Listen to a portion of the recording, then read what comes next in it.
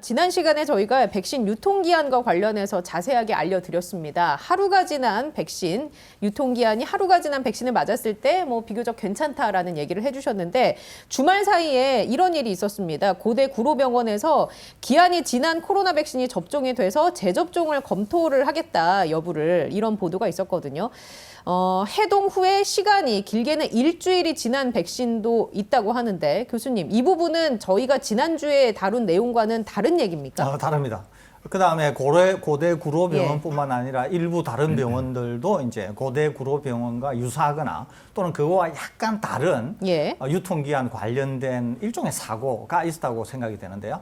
우선 설명을 드리기 위해서 두 가지를 설명해 드리겠습니다. 유통기한과 관련해서 우리가 생각해 볼 수 있는 것은 크게 두 종류가 있다, 이렇게 이해하시면 됩니다. 하나는 말 그대로 유통기한이 지난 거예요. 그러니까 이때 유통기한이라고 하면 크게 세 종류가 있습니다. 하나는 영하 70도에서 보관하는 게 있고요. 또 하나는 영하 20도에서 보관하는 게 있고, 또 영상 2에서 8도에서 보관하는 크게 세 종류가 있습니다. 이것은 각각 온도를 다르게 했을 때 그 온도에서 유지될 수 있는 기간이 얼마라고 하는 게 연구를 통해서 확립이 되어 있어요. 그러는데 이것을 넘어갔을 때가 저번 우리 방송에서 다룬 겁니다. 하루 지난 거.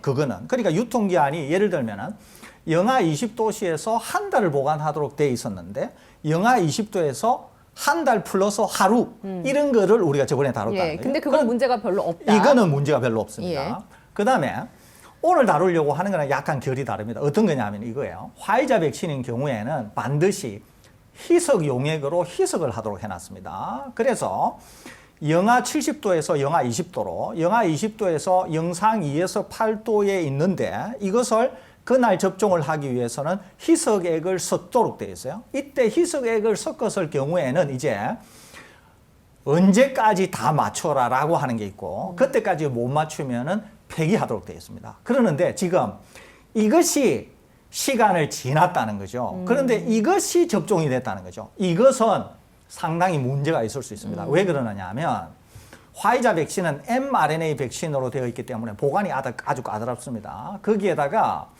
mRNA를 분해할 수 있는 그 RNase라고 하는데, RNase는 손에도 있고 공기 중에도 있고 이러면서 오염이 될 가능성이 상당히 많아요. 그래서 주사기를 여러 번 쓰거나 아니면 희석액에도 들어가 있을 수 있습니다. 그렇기 때문에 희석액으로 희석을 했을 경우에는 반드시 그 시간 안에 쓰도록 되어 있습니다.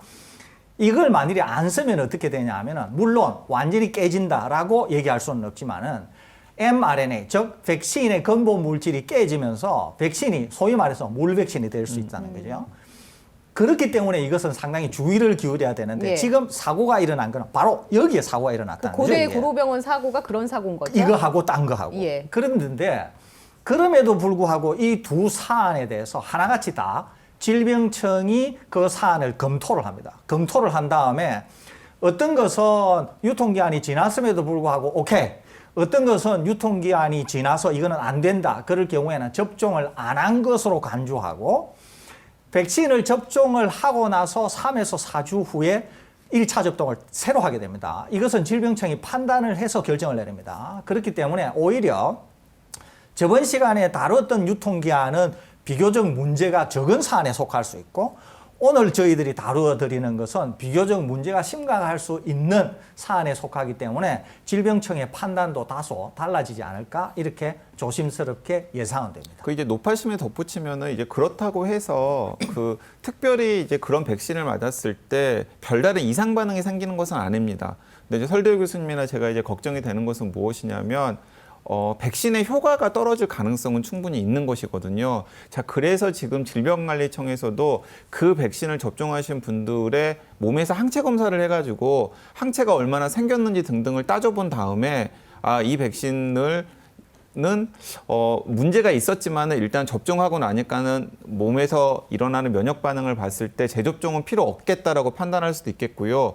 이제 만약에 진짜 물백신이 되어가지고 아무런 효과가 없었다 그러면은 재백신을 이제 해야 되는 상황인 거죠. 그건 그 방역 당국에서 모니터링을 해가지고 이 피해를 보신 개별 시민들에게 제각각 그 이제 공지를 할 것으로 생각이 됩니다. 더 중요한 게 있는데요. 이제 이런 생각을 하시는 분들이 계세요. 유통기한이 지나면 마치 음식처럼 이거 상하는 거 아니냐, 이런 생각을 하실 수가 있잖아요. 그러는데 이 백신은 상하거나 산패되거나 부패되거나 이런 건 아닙니다. 그렇기 때문에 백신 접종을 하셔서 당국이 걱정하는 것은 뭐냐 하면은 네. 물백신, 즉 효과가 없을 거를 염려하는 거지. 오히려 뭔가 부패가 되어서 없던 부작용이 생길 거를 염려하는 건 아닙니다. 그러니까 혹시 지금 대상이 되는 이 백신 유통기한, 그러니까 오늘 말씀드리는 것과 관련해서 백신 맞으신 분들이 이거 혹시 어떤 부작용이 생기는 거 아니냐, 그런 걱정은 전혀 안 하셔도 된다는 말씀 제가 덧붙여 드립니다. 알겠습니다.